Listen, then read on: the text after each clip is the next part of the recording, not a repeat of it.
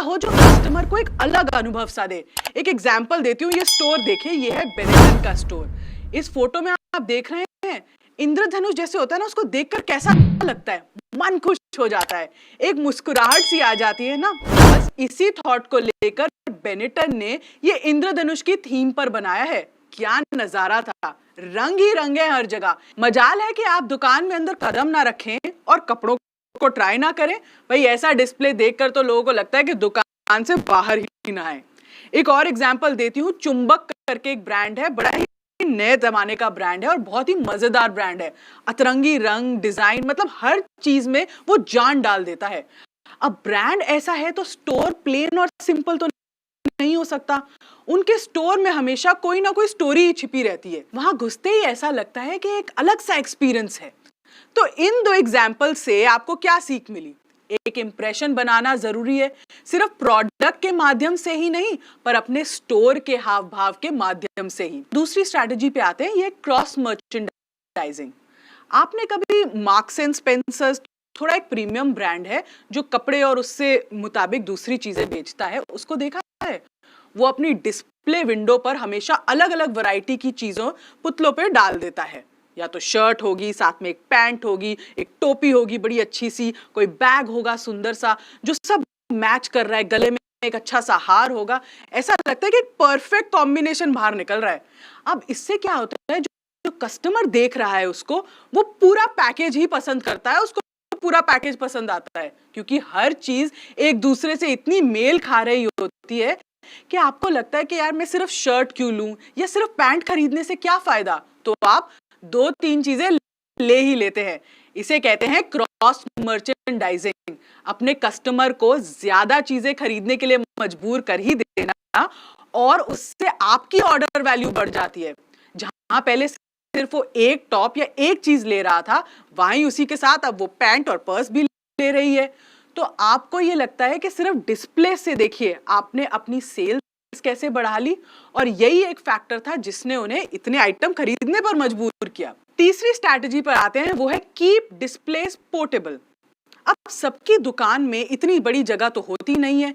जब कस्टमर अंदर आए तो उसे एक साफ खुला डुला एक्सपीरियंस मिलना चाहिए। इसके लिए आप पोर्टेबल मतलब ऐसा डिस्प्ले जिसे आप हिलाकर कहीं भी रख सके, फिक्स ना हो, यूज करिए। इससे आप नई नई चीजों से बदल सकते हैं। तो केवल पोजीशन ही नहीं, पर सामान भी बदलते रहना चाहिए। इसके एक और चीज बड़ी इंपॉर्टेंट है इसमें, कि आप जो भी प्रोडक्ट्स पर फोकस करना चाहते हैं ना, वो इस डिस्प्ले पर डाल दीजिए और दुकान के सबसे आगे रख दीजिए। इससे कस्टमर की नजर में वो पहले ही पड़ जाएगा। जैसे कॉस्मेटिक की दुकानें होती हैं, वहां पर पोर्टेबल डिस्प्लेज ही होते हैं काफी स्पेसिफिक ब्रांड्स के, जैसे लैक्मे का एक डिस्प्ले हो गया, मेबेलिन का एक डिस्प्ले हो गया, डव के प्रोडक्ट्स का एक डिस्प्ले हो गया। तो जो सबसे हाई सेलिंग ब्रांड है, जो सबसे ज्यादा बिकता है, उसे आप सामने रख दीजिए। इससे क्या है कि कस्टमर पहले वही उठाता है। इलेक्ट्रॉनिक्स जो होते हैं, जो बड़े छोटे और हैंडी होते हैं, जैसे हेडफोन्स हो गए, ब्लूटूथ स्पीकर हो गए, इसे भी आप ऐसी ही प्लेसमेंट में रखिए। इससे जो दुकान की स्पेस है ना, उसका अच्छा उपयोग भी होता है और कस्टमर को कुछ नया नया दिखता रहता है। आइए चौथी स्ट्रैटेजी पे आते हैं, use displays to educate people. कितनी बारी ऐसा होता है कि आप अपनी बीवी के साथ बर्तन या किचन का कुछ सामान खरीदने के लिए गए हैं और आपको पता ही नहीं कि ये चीजों को यूज कैसे करें। भाई इतनी अलग अलग तरह के चमचे, कढ़ाइयाँ, बॉल दिखते हैं, इसमें समझ ही नहीं आता एग्जैक्टली इनका यूज क्या है। तो या तो सेल्समैन आपको बताए, और अगर वो बिजी है तो आप अपने मन से खरीद ले और घर पे फिर एक्सपेरिमेंट करते रहिए कि इसको कहाँ यूज करना है, वरना वेट कीजिए कि जब तक वो आए और आपको अटेंड करे और इनके बारे में बताए। तो ऐसी सिचुएशन में बेस्ट चीज क्या है इंफॉर्मेशन देने के लिए? आपका डिस्प्ले। जैसे इस ब्रांड को देखिए, ये है क्रेट एंड बैरल। अब इनके पास इतने अलग अलग तरीके के चमचे, कड़चियां, किचनवेयर का सामान है, तो इन्होंने डिस्प्ले में ही बता दिया कि कौन सी चीज किस चीज के लिए यूज होती है, और आपके लिए एक बहुत ही आसानी हो जाती है उसको खरीदने में। तो ये तो हो गया कि प्रोडक्ट की एजुकेशन कैसे दे सकते हैं। अब पांचवी जो हमारी स्ट्रैटेजी है, वो है use technology to enhance your shop design. अब टेक्नोलॉजी से तो क्या क्या नहीं होता है, फिर स्टोर का डिजाइन का अनुभव क्यों ना बेटर हो। एक और एग्जांपल से समझाती हूँ। वैन हुसैन ब्रांड के बारे में आपने सुना ही होगा। उन्होंने अपना एक स्टोर लॉन्च किया और कस्टमर को एक पूरा डिजिटल एक्सपीरियंस देने का डिजाइन रखा है। जैसे ही आप स्टोर में घुसते हैं, एक बड़ी सी स्क्रीन पर आपको top designs, top looks, store में नया क्या है, सब पता चल जाता है। इसी स्क्रीन के साथ एक स्कैनर होता है। आजकल तो थर्मल स्कैनिंग भी होती है, ये भी एक तरह की स्कैनिंग है, जिससे कहते हैं कि आपकी फिटिंग के बारे में आपकी मेजरमेंट्स उनको मिल जाती है। इसको कहते हैं साइजिंग स्कैनर। आपका शोल्डर का क्या मेजरमेंट है, चेस्ट का क्या मेजरमेंट है, बाजू, कमर, सब उस पे आ जाता है। एक वर्चुअल शीशा जिसे कहते हैं ना, वो भी साथ में लगा है, जहां कस्टमर उसके आगे खड़े रहकर चूज कर सकता है कि उसे कौन सी शर्ट या कौन सी पैंट ट्राई करनी है, और वो सिलेक्ट करते ही आपको फोटो सामने दिखती है वही कपड़े पहने हुए। वाह, क्या एक्सपीरियंस है। बिना ट्राई रूम की लाइन में खड़े हुए, बिना बार बार कपड़े उतार के नए नए कपड़े ट्राई करे बगैर आपको पता चल रहा है आप पे अच्छा क्या लग रहा है। यही तो एक्सपीरियंस चाहिए भाई कस्टमर को, आसान, कन्वीनियंट, और इसी चीज के लिए वो आपके दुकान में आएगा। अब हमारी जो छठी स्ट्रैटेजी है वो है use lighting to feature products. Lighting का तो अलग ही खेल होता है। जब आप फोटो खींचते हैं और लाइट अच्छी ना हो तो फोटो का क्या होता है, बेकार ही लगती है ना। इसलिए एक स्टोर में भी अगर लाइटिंग अच्छे से ना हो तो प्रोडक्ट भी बेकार लग सकता है। अब इसका ये मतलब नहीं है कि स्टोर को लाइट से भर दो, पर आपके प्रोडक्ट को जहां रखना है, जैसी थीम है उस हिसाब से लाइटिंग सोचो। अब स्पाइकर को ही देख लो, एक जीन्स का ब्रांड है, अगर आप देखो काफी यंग और साहसी लोगों को ये टारगेट करता है। तो उन्होंने क्या किया अपने शोरूम डिजाइन में, उसे सिंपल रखा। दीवारों और शेल्व्स के कलर को भी उन्होंने एक ही कलर से रंगा, उसको भी सिंपल रखा।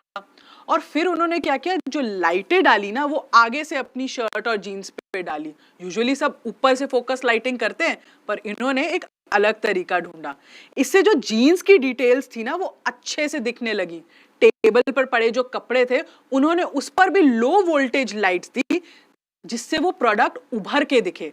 किसी ने सोचा था कि लाइटिंग भी ये कमाल कर सकती है। आ जाते हैं सातवीं स्ट्रैटेजी पे, ये है चेंज डिस्प्लेज ऑफन। अब इसमें क्या है, कस्टमर को एक रीजन, कोई कारण दो ना कि वो आपकी दुकान पर वापस आए और फिर से कुछ खरीदे। तो इसके लिए आपको अपनी दुकान का जो डिस्प्ले है ना, जो विंडो पर आप लगाते हैं, उसे हर हफ्ते बदलना चाहिए। उससे पहले कर सके तो और भी बेहतर है। अब जो दुकानें मॉल में होती हैं, जहां भीड़ भाड़ वाली मार्केट्स होती हैं, जैसे लाजपत नगर की सूट की दुकानें हो गई, या मुंबई में जो लिंकिंग रोड है जो बड़ी फेमस है, उसमें कितनी दुकानें हैं जूतों की, कपड़ों की, घर के सामान की। क्योंकि यहाँ इतने लोग शॉपिंग करने आते हैं ना, इसलिए दुकानदार डिस्प्ले तो बदलते ही रहते हैं। अगर आपने एक बार उनसे खरीद लिया तो आप वापस तो जरूर ही जाएंगे। अगर बाहर आपको कोई जबरदस्ती अच्छी सी ड्रेस टंगी हुई दिख जाए तो अपने डिस्प्ले को बार बार चेंज कीजिए। आठवीं स्ट्रैटेजी है make merchandise easy to see and buy. एक रूल होता है भाई, keep things at eye length, मतलब आपकी नजर के सामने होना चाहिए, तभी आप उसे देखते हैं। अब जब हम किराने की दुकान पे जाते हैं जहां डिस्प्ले भी नहीं होता कुछ खास, या बड़े ग्रोसरी स्टोर में जाते हैं, वहां पे आपने कैसे देखा है, सारी चीजें आंखों के सामने होती हैं, शेल्फ पर होती हैं, आप फटाफट उठाते हैं जो आपको चाहिए और आप रख लेते हैं। वैसे ही आप कोशिश करें कि कस्टमर के लिए प्रोडक्ट्स जमीन पर बहुत नीचे ना रखें, स्टोर के डिजाइन पे बहुत ऊपर चीजें ना रखें कि उन्हें बहुत ऊपर देखना पड़े या अपना हाथ उठाना पड़े। तो स्टोर की आप डिजाइनिंग तो कर रहे हैं, पर कस्टमर की कन्वीनियंस को दिमाग में रखते हुए ही वो डिजाइनिंग करें। आइए नौवीं स्ट्रैटेजी पे आते हैं, work on your window and entrance. ये विंडो डिस्प्ले और आपकी एंट्री की बात हो रही है। विंडो डिस्प्ले है आपका चेहरा, वो पहली चीज है जो कस्टमर देखता है। बाद में ही अंदर जाने से उससे आपके गुण या अवगुण के बारे में पता चलता है। तो चेहरा तो अच्छा रखना ही पड़ेगा भाई। जैसे आप किसी होटल में घुसते हैं और वहां एक अच्छा सा झूमर, एक रॉयल सी कारपेट देखते हैं, तो आपको क्या लगता है, ज्यादा मत सोचिए, वापस आइए। वैसा ही विंडो डिस्प्ले आपको चाहिए अपनी दुकान के लिए। अब एक एग्जाम्पल फिर से देती हूँ, स्टूडियो पेपर फ्राई करके एक ब्रांड है। वैसे तो एक फर्नीचर की दुकान है, तो लोग सोचते हैं कि नॉर्मल फर्नीचर होगा, बेड हो गए, कुर्सियां होंगी। बात तो सही है, पर फर्नीचर तो वही है, पर घुसते ही आपको एक अलग सा एक्सपीरियंस मिलता है। उनका जो बेस्ट एरिया है, फटाफट डिजाइनर या सेल्समैन आपको वहीं लेके जाता है, उधर बैठ के ही आपसे सारी फर्नीचर की बातें करता है, और थोड़ी देर में आपको ऐसा लगता है कि ये फर्नीचर तो मैं क्यों ना ले लूं, मेरे घर में ये कैसा दिखेगा। आइए 10वीं स्ट्रैटेजी पे आते हैं, go for an unusual display shape. अब हम बॉक्स टाइप शेल्फ देखकर परेशान हो गए हैं और सब सेम ही लगते हैं। कस्टमर को कुछ नया देखने का मौका दो। अपने डिस्प्ले में अलग तरीके के शेल्फ्स जिनका आकार कुछ अलग हो, शायद वैसे यूज कीजिए। कस्टमर भी उसकी चर्चा करेगा। जैसे जो ड्रिंक्स वाले ब्रांड होते हैं या कोला हो गया या जूस हो गया, वो कभी कभी अपना डिस्प्ले एक बोतल के आकार में रखते हैं। थोड़ा अलग लगता है और क्योंकि बोतल की शेप में था तो एकदम कस्टमर की नजर वहां पड़ती है।